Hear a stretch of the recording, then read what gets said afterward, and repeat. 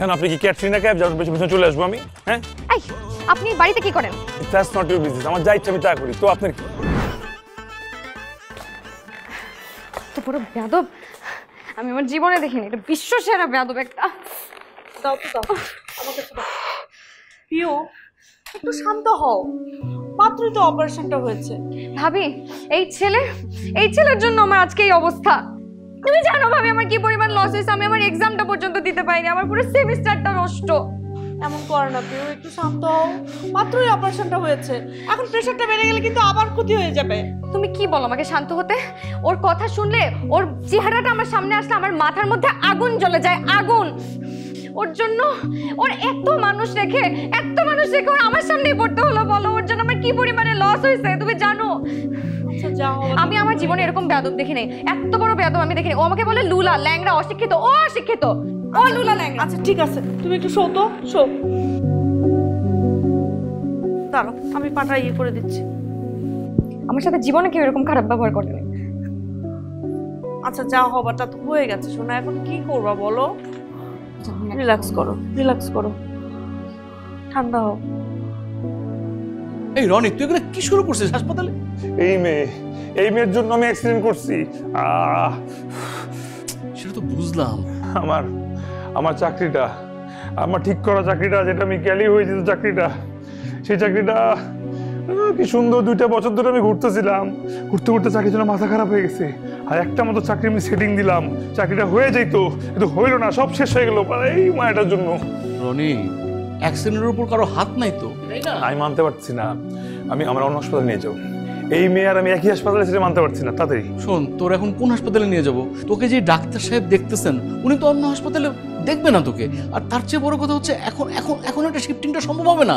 তুই একটু বোঝার চেষ্টা কর, একটু সহ্য কর না। কবে নিয়ে যাবা বাসায়? মানে ডাক্তার সাহেব বলছে খুব শিগগিরই তোকে বাসায় নিয়ে যাবো, মানে ডাক্তার সাহেব ডিসচার্জ করলেই তোকে বাসায় নিয়ে যাবো। ধুর, আমার ব্যাড লাগটাই খারাপ। এই রনি, একটা কথা বলি, মেয়েটা কিন্তু দেখতে দারুণ সুন্দরী, মানে দেখতে দারুণ। শোন, মানে এরকম একটা সুন্দরী মেয়ের উপর তুই তো বাইক উঠে দিতেই পারিস, আমি নিজে হলে উঠে দিতাম। হ্যাঁ, তোমার কি মনে হয় এই মেয়ের রূপ দেখে পাগল হয়ে আমি অ্যাক্সিডেন্ট করছি? হ্যাঁ, আর এই মেয়ে রাস্তা আমার ছেড়ে চলেছে, বেকুব একটা মেয়ে। আর তুমি আমার মামা হয়ে আমি ঠ্যাং ভাঙছি এখানে, তুমি মেয়ের রূপ দেখতেছো? ছি, আমি তোর হেভি মাইন্ড খেলাম মামা। আমি অনেক মাইন্ড খেয়েছি। তুমি যাও, তুই আমার 10 টাকা 5 টাকা একটা মতো হয়ে গেল, প্লিজ আমার যাও, লেবু শরবত নিয়ে যাও।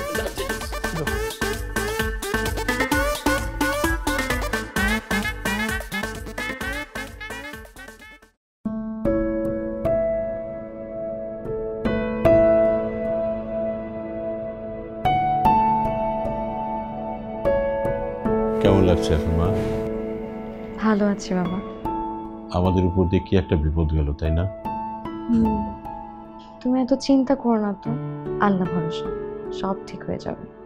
আল্লাহ ভরসা, আল্লাহ নিশ্চয়ই আমাদের সহায় হবে।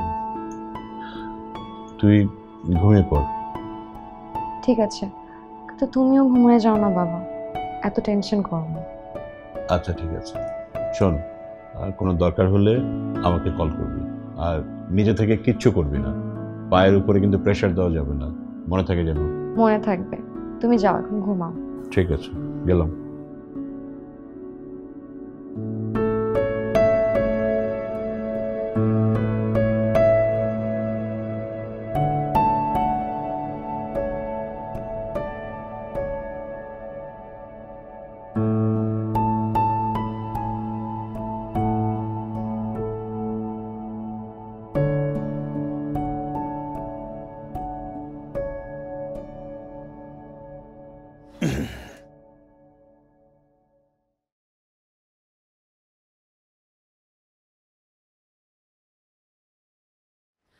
আজকাল যে গরম পড়ছে না, তাই না? কি বলেন আপনি?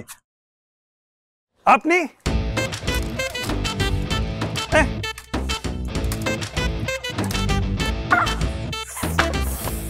আপনি এখানে, আপনি আমার পিছন পিছন এই পর্যন্ত চলে আসছেন কেন? আপনি কি ক্যাটরিনা ক্যাব যার পেছনে চলে আসবো আমি? হ্যাঁ, এই আপনি বাড়িতে কি করেন? That's not your business. আমার যা ইচ্ছা আমি তা করি, তো আপনার কি? হ্যাঁ, আপনি বাড়ি থেকে বের হয়ে যান, এক্ষুনি বের হয়ে যান। বাড়ির থেকে বেরিয়ে যান। কি আর বাপের বাড়ি নাকি? হ্যাঁ, এটা আমার বাপের বাড়ি। ও সরি, তো কি হয়েছে, আমি যাবো না? হ্যাঁ, আমি যাবো না, আমি থাকবো এখানে। আপনি যান, আপনি বের হলে আপনি যান। আমি আপনাকে ধাক্কা দিয়ে বের করে দিব। ল্যাংরা হাঁটতে পারে না, দুটো লাঠি নিয়ে ঘুরতেছে, আবার আমার ধাক্কা দিবে। দেন দেন। আপনি আমার চোখের সামনে থেকে যান তো, এখন আমার চোখের সামনে দেখুন। আমি যাবো না, আমার ইচ্ছা, আমি থাকবো এখানে। যাবেন না মানে? প্রয়োজন হলে আপনি যান, দেখি আমি যান, আমি যেতে কেন পারবেন? যাবো? আপনার জন্য আমার এই অবস্থা। আপনার জন্য আমার এই অবস্থা। আসে সাইকেলের মধ্যে চাকা লাগায় আবার মেন রোডে ঘুরতেছি। আপনিও তো চালাইতে পারেন না, কে বলছে? মোটরসাইকেল একটা নিয়ে রাস্তায় রাস্তায় ঘুরেন। হ্যাঁ, আপনারা বলছে আমি দোলনায় বসবো। আপনি বসবেন মানে? এখানে আগে আমি আসছি। আমার ছাড়া আমি ভাড়া দিয়ে এই দোলনায় আমি বসে বসবো আমার এখানে। ঠিক আছে? ভাবিস না বস নেবে শুয়ে থাকে। এত বড় সাহস আপনার! থাকেন, বসে থাকেন।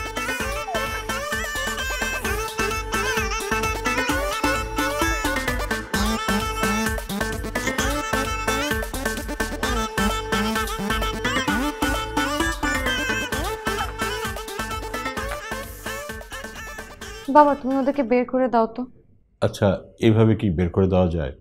ভাড়াটিয়া মাত্র আসলো, আমি হুট করে বলবো চলে যেতে? কি কারণটা দেখাবো? জানি না, কিছু একটা বলে বের করে দাও। আহা পিউ, এটা হয় না, এটা ভালো দেখায় না। বৌমা, তুমি একটু ওকে বোঝাও তো, এভাবে পাগলামি করলে চলে? পাগলামি? কিসের পাগলামি? ওর জন্য আমার পায়ের আজকে এই অবস্থা, আমি হাঁটতেও পারছি না। আচ্ছা, তুই এভাবে ভাবছিস কেন? ছেলেটাও তো সাফার করছে, সেও তো পা ভেঙে বাসায় বসে আছে। পিউ, যা হয়েছে সেটা মেনে নেওয়ার চেষ্টা করো, একটু সহনশীল হও, দেখবা তোমার পা ঠিক ভালো হয়ে যাবে। শোন, ওই যে বৌমা বললো না, যা হবার হয়ে গেছে, এখন একটু মানিয়ে নেওয়ার চেষ্টা কর।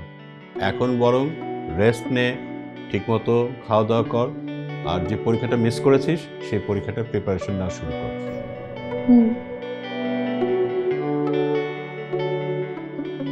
আমার তুমি দেখে শুনে বাসা নিবা না? হ্যাঁ, দেখে শুনেই বাসা নিচ্ছে। যখন কেউ বাসা ভাড়া নিতে যায় তখন সে কি দেখে? বাসার কোয়ালিটি কেমন, মানে বাসার অবস্থা কেমন, বাসার ফ্যাসিলিটিস কেমন, বাসার ভাড়া কেমন, এগুলোই তো দেখে, তাই না? এগুলো তো সব আমরা দেখে শুনে নিছি। এখন বাড়িওয়ালার মেয়ের ব্যাপারে যে খোঁজ খবর করতে হবে, এটা তো কোনোদিনও মাথায় আসে নাই, বুঝেই আসে নাই।